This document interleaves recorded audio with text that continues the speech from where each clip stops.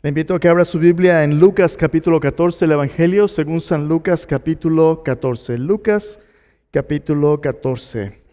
Un momento vamos a leer este capítulo para continuar la historia de Jesús en su camino a Jerusalén. Y la pregunta del día de hoy es muy sencilla pero es profunda. ¿Por qué estás tú aquí? ¿Por qué estás tú aquí? ¿Por qué estás aquí? Especialmente hoy. Hoy es conocido como Domingo de Ramos, Domingo de Palmas, el domingo donde Jesús entra a Jerusalén en lo que sería su última semana de ministerio y su última semana llevándolo a la cruz.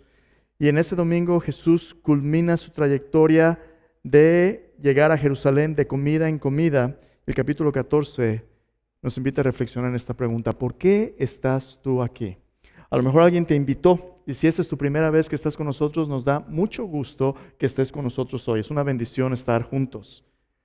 Alguna vez a lo mejor apareciste en la iglesia porque tenías alguna necesidad y tú fuiste solo buscando un encuentro con Dios. A lo mejor estás aquí deseando no estar aquí. Estás diciendo: ¿qué hora se acaba esto? Porque tengo que ir a la casa y echarme el partido y juegan. ¿Por qué estás aquí? ¿Por qué estás aquí? Esta pregunta pudiera simplemente limitarse a nuestro espacio juntos en esta media hora, 45 minutos de oír la palabra de Dios, pero esta podría ser una pregunta más amplia acerca del propósito de nuestras vidas, individualmente y también como comunidad. ¿Por qué estamos aquí? ¿En los Estados Unidos? ¿En Duncanville o en algún lugar vecino? ¿Por qué estamos aquí? ¿Tendremos algún propósito? ¿Cuál es el propósito de mi vida? ¿Estoy aquí simplemente para pasarla bien, para hacer dinero? ¿Estoy aquí para comprar cosas, para que otros me sirvan? ¿Para qué estoy aquí? ¿Cuál es el propósito de mi vivir? En el Evangelio de Lucas tenemos la historia de la vida, la muerte, la resurrección de Cristo Jesús, la vida más grande de toda la historia. Y escuchamos las razones por las que Jesús vino y por las que Jesús estuvo aquí. Escuchamos de su boca, y como hemos venido hablando en estas últimas semanas, en esta serie de mensajes, el Evangelio de Cristo Jesús, de Jesucristo, escuchamos de su boca cosas como: el Hijo del Hombre vino comiendo y bebiendo. Qué interesante. Cuando el Rey viene a encontrarse con nosotros, en lugar de traer su armada de ejércitos celestiales, en lugar de llegar en un torbellino, en un terremoto, en un fuego consumidor, ¿cómo llega el Rey? Como un bebé en un pesebre. Crece como un carpintero y viene a encontrarse con nosotros en el Evangelio de Lucas de comida en comida. Viene en una mesa donde a través de los alimentos comparte un tiempo personal e íntimo y nos dice: Dios es tan importante y tan básico a nuestra existencia como el pan es a nuestro cuerpo, como el alimento es a nuestro cuerpo físico. Y aún más, de hecho Jesús dice palabras tales como: no solo de pan vive el hombre, sino de toda palabra que sale de la boca de Dios. Jesús viene a nuestro encuentro comiendo y bebiendo, y en esos encuentros Jesús nos deja ver a un Dios que es generoso, a un Dios que es hospitalario, a un Dios que le importan aún aquellos a quienes Él no les importa. Jesús viene, dice, el Hijo del Hombre vino a buscar y a salvar lo que se había perdido. El Hijo del Hombre vino a dar su vida en rescate por muchos. Él no vino a llamar a los sanos, sino a los enfermos. El Hijo del Hombre viene a mostrarnos a este Dios hospitalario y generoso, y de eso se trata precisamente la mesa. Cada domingo venimos a oír la palabra de Dios, y al tomar la copa y el pan recordamos: nuestro Dios es un Dios que quiere proveer vida, una vida abundante. Pero Jesús viene sabiendo que no todos le van a recibir. El Evangelio de Juan dice: a lo suyo vino y los suyos no le recibieron. Ese primer domingo de Palmas, Jesús llega a Jerusalén. Les acaba de decir, vimos la semana pasada en Lucas capítulo 9, les acaba de decir: el Hijo del Hombre va a Jerusalén y va a ser ofendido, va a ser maltratado, va a ser crucificado, muerto, pero al tercer día va a resucitar. Jesús le dice a sus discípulos: si uno de ustedes quiere venir en pos de mí, niéguese a sí mismo, tome su cruz cada día, sígame. El llamado de Cristo al discípulo es un llamado duro. un llamado a dejarlo todo para seguirle a Él. Y Jesús sabe que Él va a llegar a Jerusalén, pero no todo el mundo le va a recibir. De hecho, cuando llega a Jerusalén hay una conmoción. Los gobernantes, los líderes religiosos le reprenden diciendo, dile a tus discípulos que se callen. Porque los niños pequeños, los que no tenían plataforma social, gritaban en las calles poniendo sus mantos y ramas en el piso diciendo, Hosana al Hijo de David, Hosana al Rey que viene. Esa palabra Hosana es una palabra de los Salmos del Antiguo Testamento y significa, oh, sálvanos.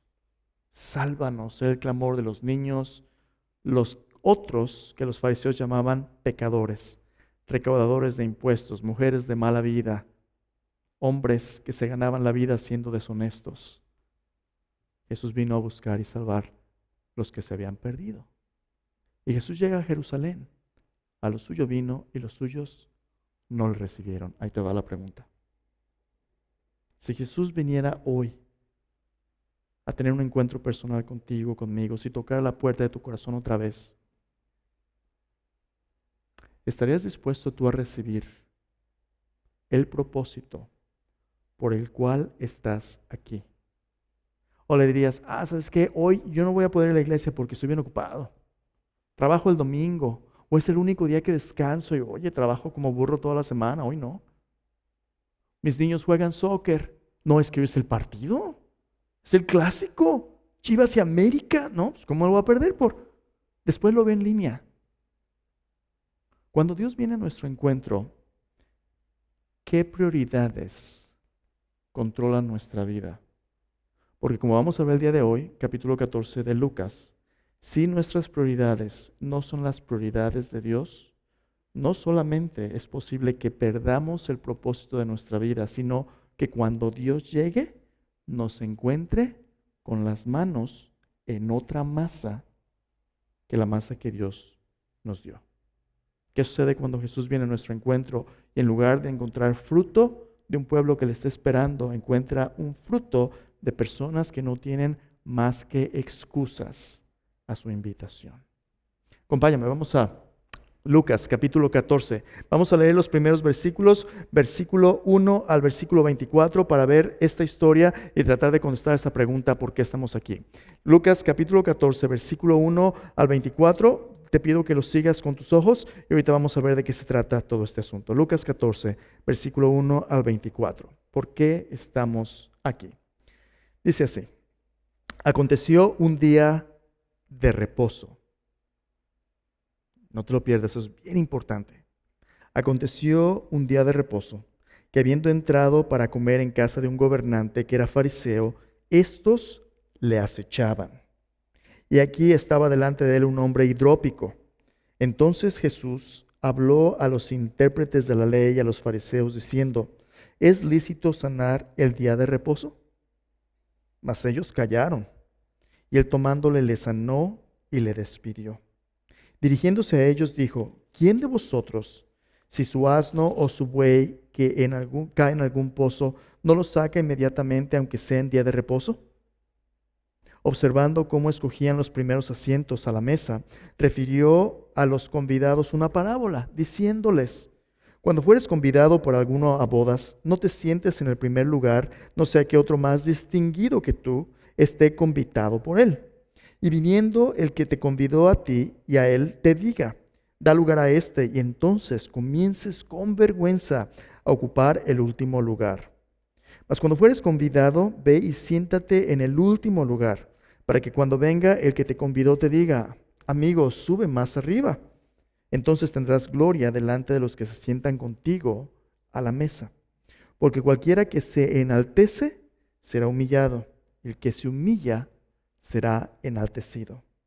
Dijo también al que le había convidado: cuando hagas comida o cena, no llames a tus amigos, ni a tus hermanos, ni a tus parientes, ni a tus vecinos ricos, no sea que ellos a su vez te vuelvan a convidar y seas recompensado. Mas cuando hagas banquete, llama a los pobres, los mancos, los cojos y los ciegos. Serás bienaventurado, porque ellos no te pueden recompensar, pero te será recompensado en la resurrección de los justos. Oyendo esto, uno de los que estaban sentados con él a la mesa le dijo: Bienaventurado el que coma pan en el reino de Dios. Entonces Jesús le dijo: Un hombre hizo una gran cena y convidó a muchos. A la hora de la cena envió a su siervo a decir a los convidados: Venid, que ya todo está preparado. Todos a una comenzaron a excusarse. El primero dijo: He comprado una hacienda y necesito ir a verla. Te ruego que me excuses. Otro dijo: He comprado 5 yuntas de bueyes y voy a probarlos. Te ruego que me excuses. Otro dijo: Acabo de casarme y por tanto no puedo ir. Vuelto el siervo hizo saber estas cosas a su señor. Entonces, enojado, el padre de familia dijo a sus siervos: Ve pronto por las plazas y las calles de la ciudad y trae acá a los pobres, los mancos, los cojos y los ciegos. Dijo el siervo: Señor, se ha hecho como mandaste y aún hay lugar. Dijo el señor al siervo: Ve por los caminos, por los vallados y fuérzalos a entrar, para que se llene mi casa. Porque os digo que ninguno de aquellos hombres que fueron convidados gustará mi cena. ¿Por qué estamos aquí? En este pasaje, Jesús es invitado a otra cena y es un día de reposo. Ahorita vamos a desempacar por qué eso es tan importante. Pero en estos versículos que acabo de leer, Jesús pinta un contraste entre la comunidad que representa los valores del reino de Dios y la comunidad en que vivía el pueblo de Israel bajo el liderazgo de los gobernantes, los fariseos. El reino de Dios es un reino que está en contra de los valores de este mundo. Pero Jesús viene a ofrecernos el reino de Dios. Jesús viene a reemplazar este sistema que nos separa de Dios y nos destruye por una invitación.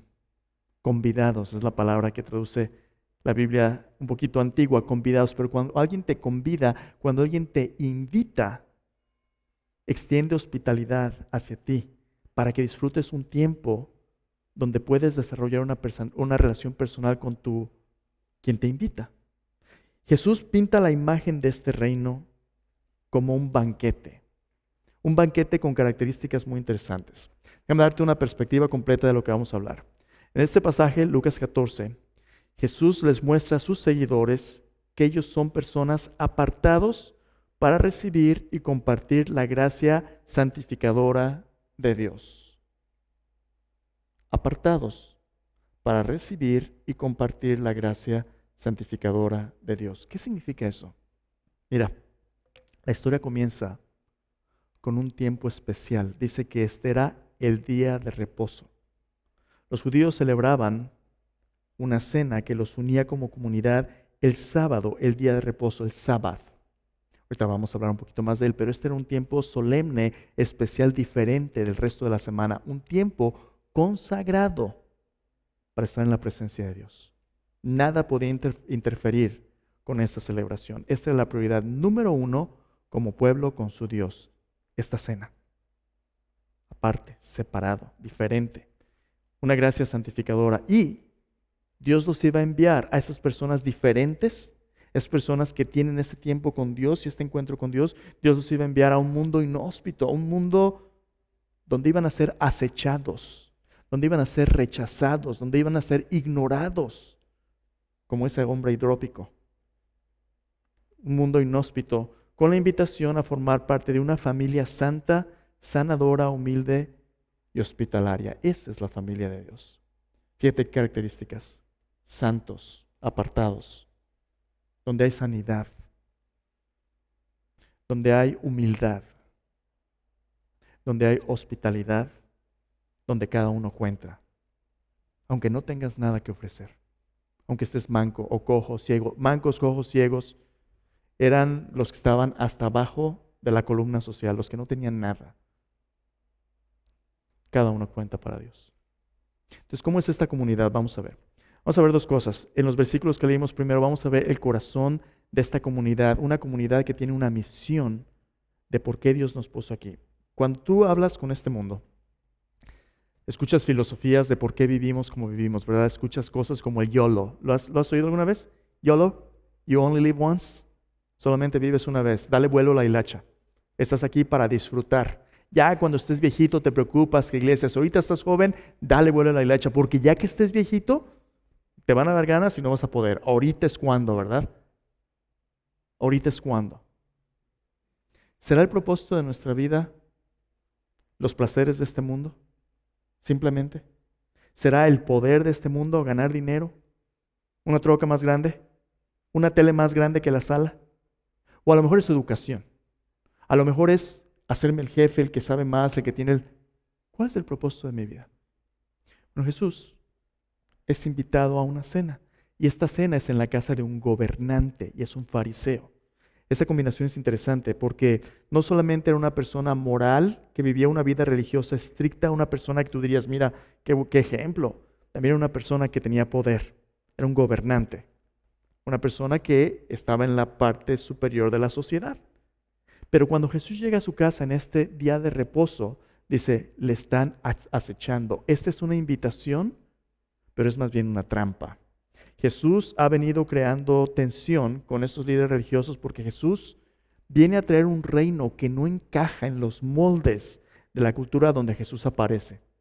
Esta cultura es de apariencias, es de ritualismos, es de palabras que se ven muy bonito, pero por dentro hay todo tipo de injusticia, hay todo tipo de legalismo, hay todo tipo de apariencia que Jesús llama hipocresía. Dices una cosa, pero vives otra. Y Jesús los empieza a confrontar y lo invitan a esta cena y Jesús va. Jesús no rechaza una invitación de alguien que le abre la puerta.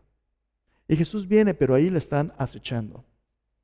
Y Jesús, en relación, empieza a hablarle a cada uno y diciéndole lo que cada uno necesita. Pero primero déjame mostrarte el contexto donde sucede. Dice, aconteció un día de reposo. ¿Qué es el día de reposo? Esa palabra es la palabra sábado. Viene del hebreo Shabbat. Significa literalmente reposo, descanso, cesar las actividades normales. En el Antiguo Testamento, el día de reposo, el sábado, fue instituido en Génesis capítulo 1 y capítulo 2 en el orden original de la creación. En 6 días hizo Dios los cielos y la tierra. Después de que vio que todo era bueno, dice, santificó el séptimo día. Lo apartó, lo hizo especial. El séptimo día Dios lo consagró para ser un día de descanso. Pero no solamente descanso como siéntate en una silla y nomás respira, no te muevas. No, no, no. El día de reposo era una institución que Dios creó para recalibrar nuestras prioridades. Ok, primero, ¿qué es recalibrar? Cuando tienes un instrumento para medir o algún instrumento de medición, algunas veces tus medidas son incorrectas porque el instrumento no está calibrado apropiadamente. Calibrar significa que las medidas de un instrumento son consistentes con el patrón que sirve como punto de referencia. Por ejemplo, mi mamá y mi papá en México crecimos en un negocio familiar, teníamos una tortillería. En la tortillería la gente se formaba afuera, tenías tu báscula y la gente le pesaba las tortillas, ¿verdad? ¿Cuánto quería? Pues un kilo, pues un kilo de tortillas se ve como de este tamaño. Si son de la 14, technicalidades.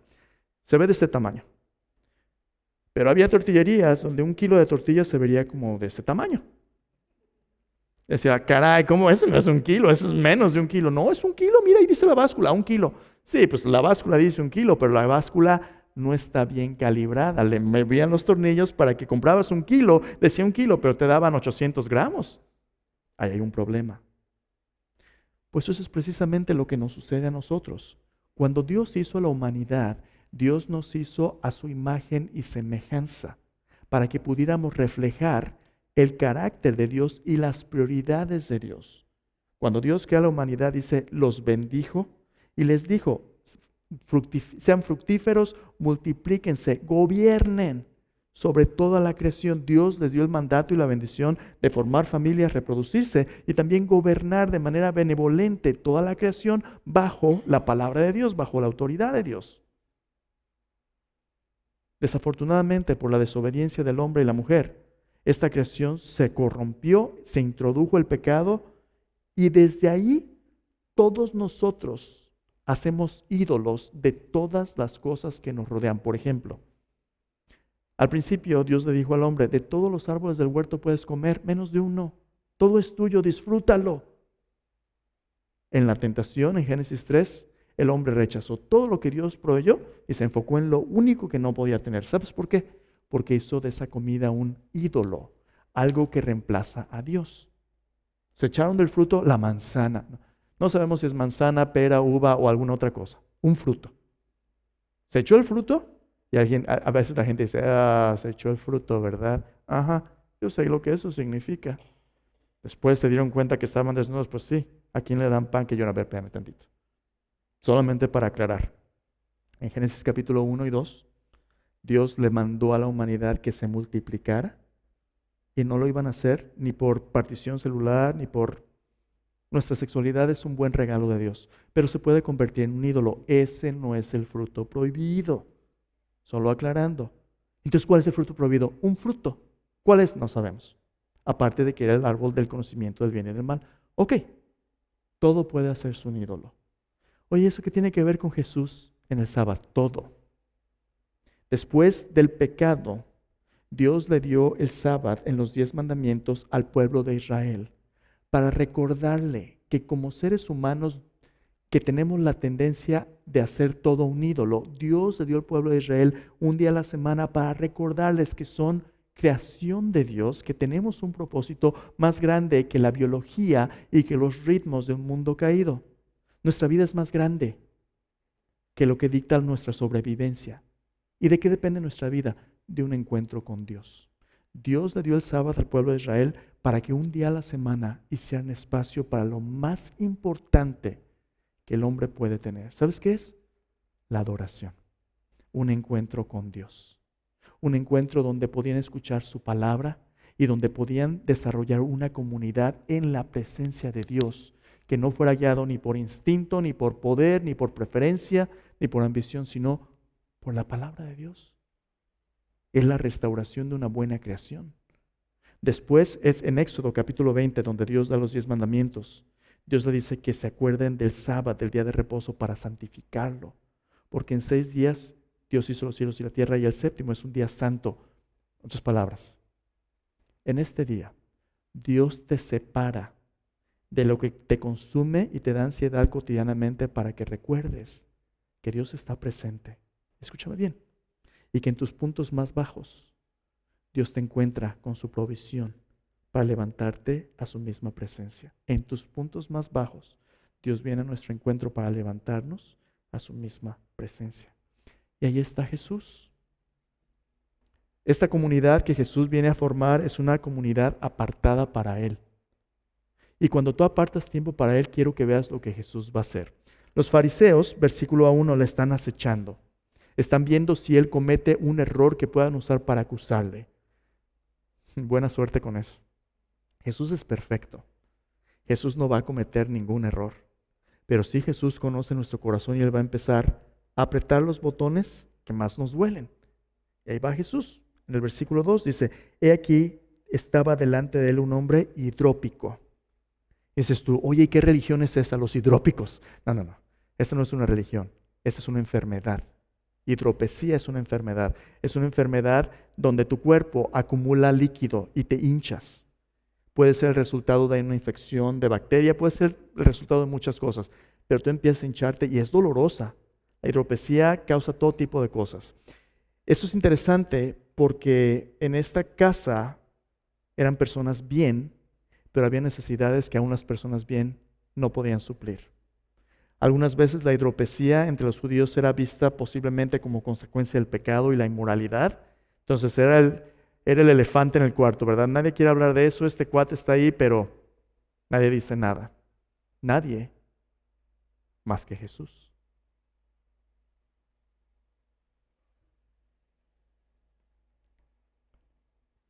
¿Qué sucede cuando tú recibes noticias de cosas en tu vida que tú no puedes controlar? Por ejemplo, una enfermedad. Tú y yo, Dios es un concepto. hasta que enfrentamos nuestra propia mortalidad. Cuando tenemos 13, 14, 20, 30, el mundo es grande, ¿verdad? Somos de hula indestructibles, energía. 40, 50, ya ocupas cambio de partes que me van a reemplazar, ya no hay reflexiones de ese modelo, ¡ay caray!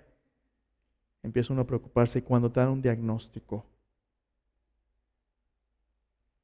este hombre estaba enfermo y nadie lo podía curar. Y Jesús les pregunta, ¿es lícito sanar en día de reposo? Fíjate, para los fariseos era un debate lo que deberían ellos de hacer el día de reposo. Tenían un montón de listas de lo que se supone que ellos iban a hacer o no. Era teoría, era religión, era rito. Pero para Jesús el día de reposo es un espacio separado y santificado para que Dios se haga presente y Dios muestre bien hacia aquellos que lo necesiten más, todos nosotros.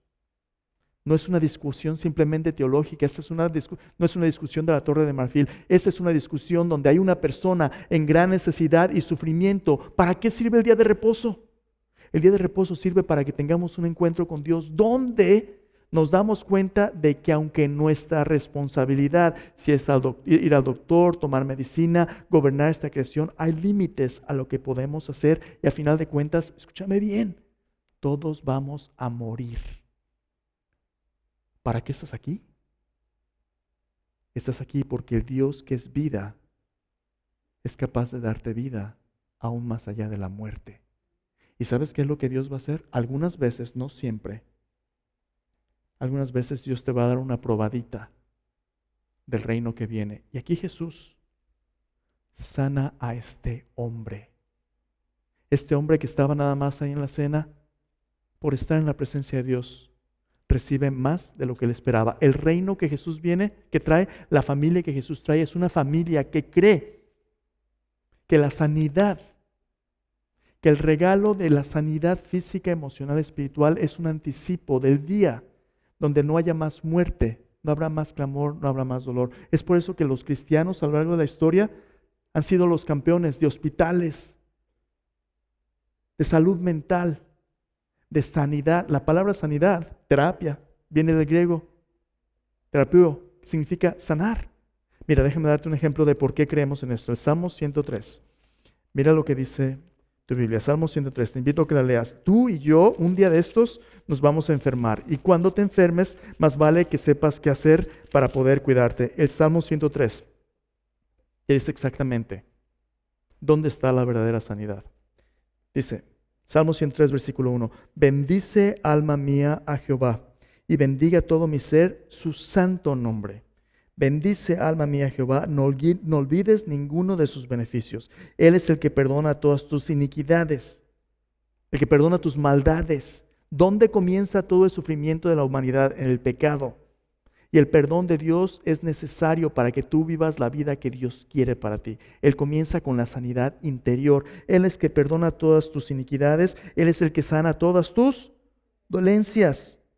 Él es el que rescata del hoyo tu vida, el que corona de favores y misericordias, el que sacia de bien tu boca, de modo que te rejuvenezcas como el águila. Dios, aún en este mundo caído, aún antes de la venida de Cristo, nos extiende su gracia sanadora porque Dios es el que sana y Dios a veces sana por medio de la medicina, por medio del médico, pero Dios también nos sana a veces soberanamente, sobrenaturalmente. Esta no es una promesa incondicional, no es una manipulación de solo si tienes fe, no. Sí tienes que tener fe. Cuando le pides a Dios tienes que pedirle con fe, no dudando. Dios no ha dicho siempre te voy a sanar. Pero muchas veces Dios sí tiene misericordia y nos sana a través de la medicina, el médico o sobrenaturalmente. ¿Cuál de esas tenemos que buscar? Todas. Tú tienes que ser responsable de ir al médico sabiendo que Dios nos sana a través de su gracia general, la ciencia, la medicina. Todo es parte del regalo de Dios de gobernar la creación. Es un buen regalo de Dios. Pero mira, piensa por un momento. ¿Qué diferente es para el ser humano? ¿Y qué diferente es para una planta o un animal? Un animalito cuando se enferma no tiene más que sufrir. El ser humano, Dios le ha dado la gracia de descubrir cómo funciona la creación de inventar medicinas que pueden mitigar el sufrimiento. Ese deseo de mitigar el sufrimiento en un mundo caído es un regalo de la gracia de Dios. Es el corazón de Jesús. Y por eso Jesús, cuando mira a este hombre hidrópico, les da un anticipo de la invitación que Él les trae. Déjame preguntarte, ¿quieres seguir tú nomás sufriendo? Porque si quieres seguir sufriendo, no te acerques a Jesús. Quédate en este mundo ocupado. Disfruta los placeres de este mundo. Cada cosa que excluye a Dios, cada uno de esos ídolos te va a cobrar. Cuando tú y yo somos jóvenes, vivimos en crédito. Ay, ponlo en la tarjeta, que al cabo es que no te preocupes. ¿Pero has visto el interés de las tarjetas de crédito? Te van a sacar hasta los ojos. Así es el pecado. Ahorita lo disfrutas, pero la paga del pecado es muerte. Y Jesús mira a este hombre enfermo y le dice, te voy a dar un regalo, el regalo de la sanidad de Dios. Nuestra enfermedad, hermanos, no solamente es física, es también emocional, es mental. ¿Crees que sea coincidencia que en un país como el nuestro, donde vivimos aquí, con tanto dinero y tantos recursos, hay un montón de gente que está enferma con ansiedad, con depresión, con todo tipo de problemas mentales? Todo eso es porque en lugar de reconocer que necesitamos a Dios, lo hemos reemplazado con todo tipo de cosas. Pero se pone más, mira, una comunidad santa, una comunidad donde hay sanidad, es lo que Dios quiere para su pueblo. Y tercero, una comunidad que reemplaza el orgullo de este mundo con la humildad. En la tercera descripción aquí, en los versículos 7 al versículo 11, Jesús tiene la historia de cómo funciona este mundo. Todo mundo, cuando es invitado a una cena, ¿dónde quiere sentarse? Donde están los más peliagudos, ¿verdad? Ahí con los de influencia enfrente. Este mundo celebra a los famosos y los poderosos. Jesús no. ¿Sabes por qué? Porque Dios no mira lo que mira el hombre. El hombre mira lo que está delante de sus ojos. Dios mira el corazón. Llegas y te estacionas en el restaurante. Si te ven con un Mercedes, patrón, pásele por aquí, yo se lo llevo, yo se lo estaciono. Si llegas en tu minivan 1997, que se están cayendo todo, la gente te ve y dice, no tiene ni para la propina este cuate. Nos vemos la apariencia, pero Dios ve el corazón. ¿Y sabes qué es lo que Dios dice? ¿Sabes qué es lo que impresiona a Dios? La humildad de alguien que pone la necesidad de otros antes de la de uno mismo. Jesús dice, no te sientes con los que quieren apantallar. Siéntate en un lugar que haga espacio para el resto, donde tú al final recibas como un acto de gracia, no porque lo demandes tú mismo. Para que alguien te invite y te diga, amigo, vente. ¿Qué diferencia de, ¿sabes tú quién soy yo? ¿Sabes tú? No tienes idea de con quién te metes. Yo crecí en México, mi familia era humilde, pero yo tenía unos amigos que eran de mucho dinero. Su familia era de una familia política y tenía muchas cosas. Y cuando éramos chavos, yo tenía unos 14 años, mi amigo tenía casi 20. Me llevaban por todos lados a donde ellos iban a comer y a todas partes. Y tenían en ese tiempo era un carrito Volkswagen que era muy, muy bonito. Y cuando un policía o alguien los paraba porque a lo mejor se pasaron la luz o algo, lo único que tenían que hacer es mostrar su licencia. Ahí estaba el apellido clave, ¿verdad? Y el policía le decía, ¿usted es fulano de tal? Sí, yo soy fulano de tal. ¿Conoce a mi tío fulano? Patrón, que le vaya bien, muchas gracias. Qué bien se siente ser poderoso, ¿verdad? Pero Jesús nos dice, el Hijo del Hombre no vino para ser servido, sino para servir y dar su vida en rescate por muchos. La comunidad de Cristo es una comunidad donde piensas en otros antes de ti. Oye, ¿esto qué tiene que ver con la iglesia? Todo. ¿Qué tal si como iglesia fuésemos una iglesia donde las prioridades de Dios son lo más importante, donde hacemos espacio para Dios, para que Dios nos encuentre? ¿Qué tal si en este espacio hubiera vidas sanas que puedan sanar a otros? Hermanos, tenemos un seminario de ansiedad este fin de semana. donde hay personas que están ansiosas y la palabra de Dios tiene soluciones. Nuestra iglesia está trabajando con Texas Health para que haya una clínica aquí que venga y provea mamogramas, venga y provea salud para las personas de la tercera edad. Ahí viene. ¿Qué tal si en esta iglesia hubiera cosas que ayudan a otros? No nomás palabras. ¿Qué tal si en esta iglesia hubiera personas que cuando alguien nuevo viene, en lugar de que se sientan como un invasor, se sientan como alguien bienvenido y parte de la familia? Oye, es tu primera vez, qué gusto, déjame presentarte. Bienvenido. Hoy nos echamos un taquito. Qué bueno fuera eso, ¿verdad? Esa es la comunidad que Jesús quiere. Y por último, una comunidad santa, una comunidad donde hay sanidad, una comunidad humilde y una comunidad hospitalaria. Mira la última ilustración de Jesús. El reino de Dios es como un banquete, donde todos son bienvenidos, aun aquellos que no tienen nada, los mancos, los ciegos, los cojos. Todo mundo cuenta, invítalos, aun los que no quieren venir. Si no quieren venir, nadie los va a forzar, porque ahí te va. ¿Por qué estamos aquí? Estamos aquí porque Dios nos ha invitado a ser parte de este tipo de familia. Y ya que somos parte, nos ha invitado a llamar a aquellos que no saben lo que se están perdiendo. Esa es nuestra misión. Y Jesús dice, cuando tú vayas, aún aquellos que ya saben de esto, van a empezar a poner excusas. Oye, ¿por qué no vas a la iglesia? No, oye, eso a mí no se me da, a mí eso no. O estoy bien ocupado con mi trabajo. Excusas, excusas. Me acabo de casar. Cada una de esas tres excusas es algo socialmente respetable. El partido, por eso, ¿verdad? Pero desafortunadamente Jesús dice, ¿sabes qué? A final de cuentas, Dios te va a abrir las puertas y te va a poner la mesa. Pero si no te quieres sentar con Él, Dios no te va a obligar. Cuando el reino venga y tú te lo pierdas, ese va a ser el día donde hubieras dado todo lo que este mundo te ofreció por un día a la mesa con Jesús. Alguien ahí, sintiendo la tensión en la historia, dice, bienaventurado el que coma pan en el reino de Dios. Nerviosos. Jesús dice, sí, pero precisamente eso vino Él a invitarnos al reino de Dios. Y cuando Jesús nos invita, muchos de nosotros no tenemos más que excusas. Voy a terminar con esto.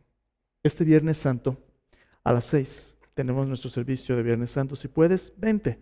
La mayoría del servicio es en inglés.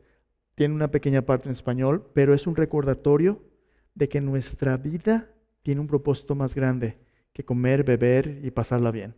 Nuestra vida tiene una invitación a ser parte del plan eterno de Dios. Si puedes, este viernes a las 6 de la tarde aquí vamos a estar. El domingo es domingo de resurrección. Te dieron una entrada a una de esas invitaciones ahí más atrás.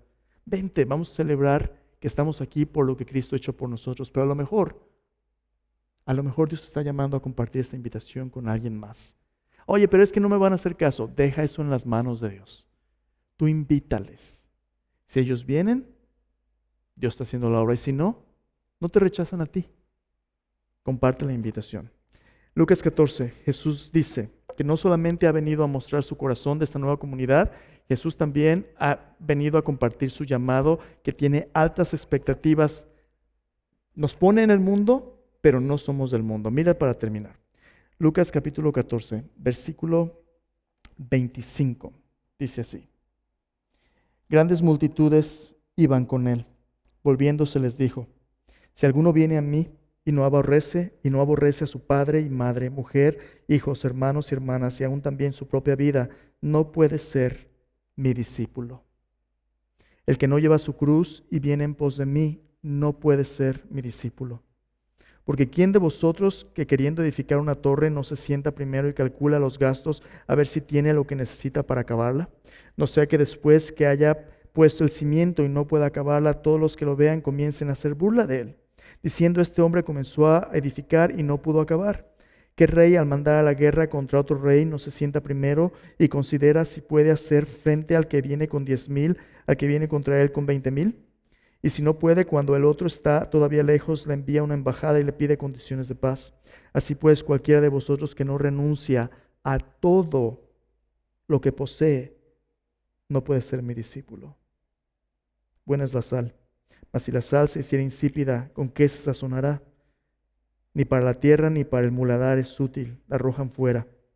El que tiene oídos para oír, oiga. Versículo 25 al 33. Jesús les dice, si Dios me ha enviado a invitarlos al reino gratuitamente, a este banquete que Dios ha puesto, a una comunidad que es santa, que es sanadora, que es hospitalaria, que es humilde, si esta invitación es gratis. En otras palabras, si Dios me ha enviado a que yo dé todo, literalmente mi vida por ti, será mucho de parte de Dios pedir lo mismo de nosotros. Dios demanda todo porque Dios es el que da todo. Y para poder ser parte de su reino, el llamado de Cristo, sin pelos en la lengua, dice, si alguno quiere seguirme,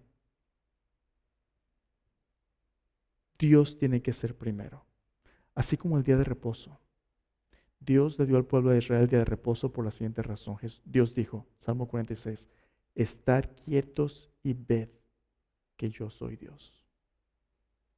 Jesús dice, si amas a su padre, tu madre, tu esposa, tus hijos más que a Él, Él tiene que ser la relación más importante.